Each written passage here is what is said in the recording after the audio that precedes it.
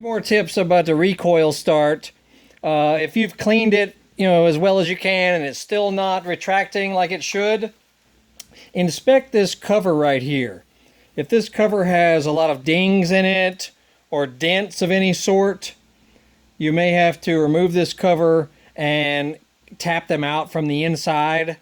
This needs to be perfectly round and no dents whatsoever in this cover here, because they can touch that little wheel inside there, that little pulley system, and that'll cause it to not retract smoothly. Like if yours is retracting very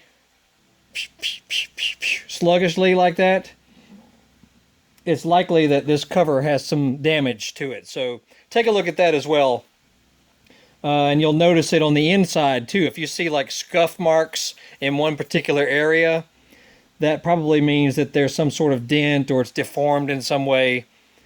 And, so if you cleaned it and lubed it and it's still not retracting properly, or if you loosen these screws a little bit and you notice it retracts normally, that probably means that there's damage to this cover here.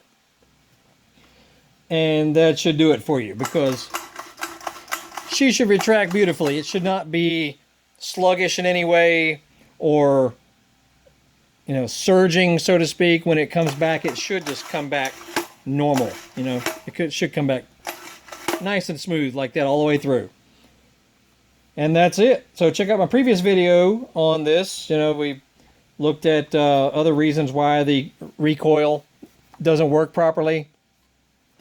This could be for any model that has a recoil start, but this happens to be a 2006 Polaris Trailblazer 250 two-stroke. And we got previous videos on this vehicle as well.